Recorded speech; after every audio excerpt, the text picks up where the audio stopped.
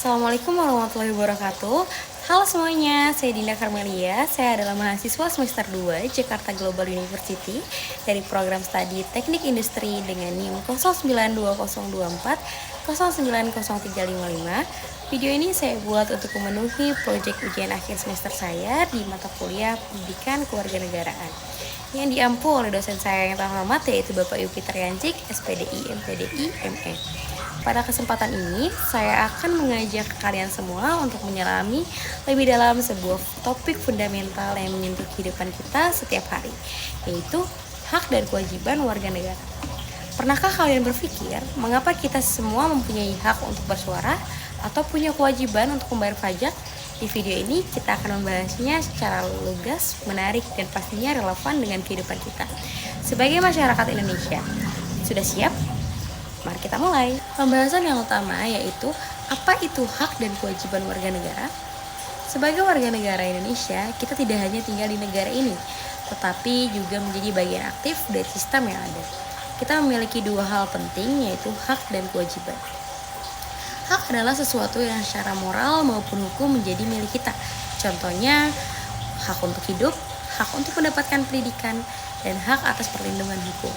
Sedangkan kewajiban adalah sesuatu yang harus kita lakukan demi kebaikan bersama, seperti membayar pajak, mematuhi hukum, menghormati orang lain, dan menjaga ketertiban umum. Kedua hal ini saling berhubungan.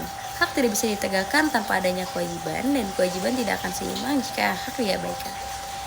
Dalam Undang-Undang Dasar 1945, sebagai konstitusi negara, kita telah mengatur hak dan kewajiban warga negara secara tegas. Beberapa pasal penting antara lain yaitu pasal 27 ayat 1 yang mengatur segala warga negara bersamaan kedudukannya di dalam hukum dan pemerintahan.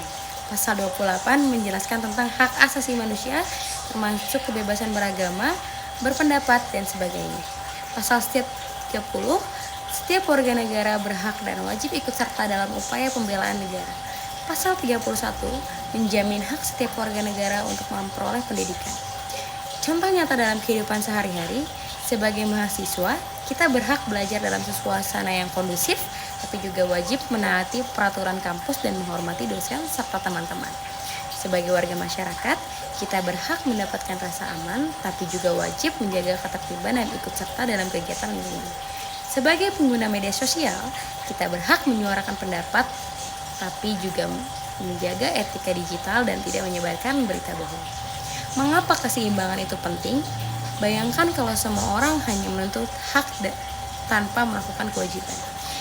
Contohnya, mau jalan bagus tapi enggan membayar pajak, ingin pendidikan gratis tapi malas belajar, menuntut keadilan hukum tapi melanggar aturan sendiri.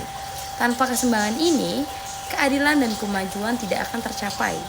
Indonesia membutuhkan warga negara yang tidak hanya cerdas, tapi juga berintegritas dan bertanggung jawab. Bagaimana peran generasi muda? Kita sebagai generasi muda adalah unjuk tombak perubahan. Mulailah dari langkah kecil seperti disiplin waktu, jujur dalam mengerjakan tugas, aktif kegiatan sosial, menghargai hak dan teman bicara, tidak menyebarkan hoaks di media sosial.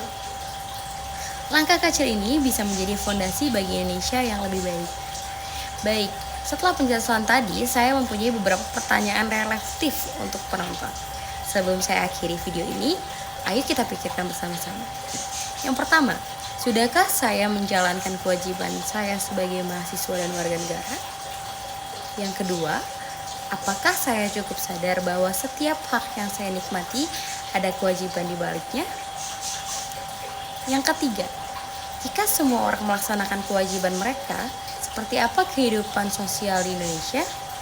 Yang keempat, apa peran kecil yang bisa saya mulai hari ini untuk menjadi negara yang baik? Dan yang kelima, atau yang terakhir yaitu apakah saya siap menjadi agen perubahan yang menyeimbangkan hak dan kewajiban?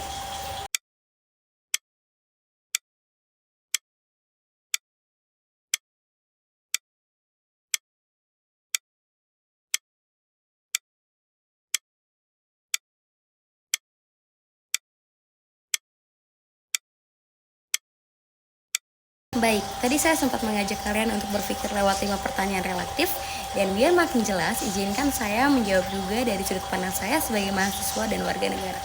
Pertanyaan yang pertama tadi yaitu, sudahkah saya menjalankan kewajiban saya sebagai mahasiswa dan warga negara? Jawabannya belum sepenuhnya, tapi saya terus belajar. Kadang saya juga masih sering menunda-nunda tugas kuliah atau lupa ikut kegiatan lingkungan. Tapi saya sadar itu bagian dari kewajiban saya dan saya sedang berproses untuk menjadi yang lebih baik. Pertanyaan yang kedua, apakah saya sudah cukup sadar bahwa setiap hak yang saya nikmati ada kewajiban di baliknya? Jawabannya, dulu belum, namun sekarang saya sudah mulai sadar. Misalnya saya senang bisa mengakses pendidikan tinggi, tapi baru belakangan ini saya menyadari bahwa belajar dengan sungguh-sungguh itu juga kewajiban. Bukan hanya demi nilai, tapi juga sebagai bentuk tanggung jawab atas hak yang sudah diberikan oleh negara. Pertanyaan ketiga, yaitu jika semua orang melaksanakan kewajiban mereka, seperti apa kehidupan sosial di Indonesia? Jawabannya pasti akan jauh lebih baik, lebih tertib, aman, dan harmonis. Bayangkan tidak lagi ada korupsi, semua orang buang sampah pada tempatnya, patuh akan lalu lintas, saling menghargai perbedaan. Indonesia pasti akan jauh lebih tumbuh dan jadi negara maju kan? Bukan hanya karena kekayaan alamnya, tetapi karena karakter warganya. Baik, pertanyaan yang keempat, yaitu apa peran kecil yang bisa saya mulai hari ini untuk menjadi warga negara yang lebih baik? Jawabannya banyak, tapi mulai dari kecil seperti disiplin, jujur dalam mengerjakan tugas, aktif ikut kegiatan sosial, menghargai hak teman bicara, dan tidak menyebarkan berita bohong di media sosial. Langkah kecil ini mungkin nggak langsung mengubah dunia, tapi bisa mengubah cara pandang kita terhadap tanggung jawab. Pertanyaan yang kelima atau pertanyaan yang terakhir yaitu, apakah saya siap menjadi agen perubahan yang menyeimbangkan hak dan kewajiban negara? Jawabannya, tentu saya harus siap dan saya percaya saya juga bisa. Perubahan itu bukan tugas orang besar, tapi dimulai dari warga biasa yang sadar akan peran kecilnya. Kalau kita semua punya kesadaran sama, maka perubahan besar akan terjadi mungkin. Jadi, yuk jangan hanya jadi penonton dalam negara ini, mari jadi warga negara yang aktif, sadar dan bertanggung jawab. Karena hak dan kewajiban bukan cuma teori dalam buku, tetapi nilai yang harus kita jalani setiap hari. Baik, dari tadi kita sudah berbincang-bincang mengenai topik kita hari ini, yaitu hak dan kewajiban.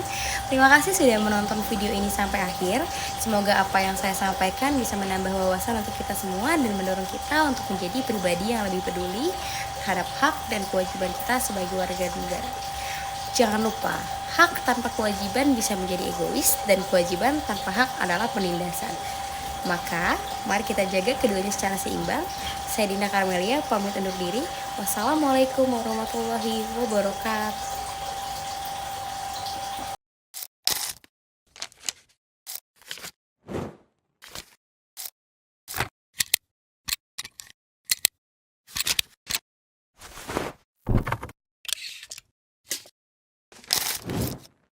Tahukah kalian, setiap kali kita membayar pajak kendaraan bermotor, kita ini sedang berkontribusi untuk sesuatu yang lebih besar. Nah, apa sih sesuatu yang lebih besar itu?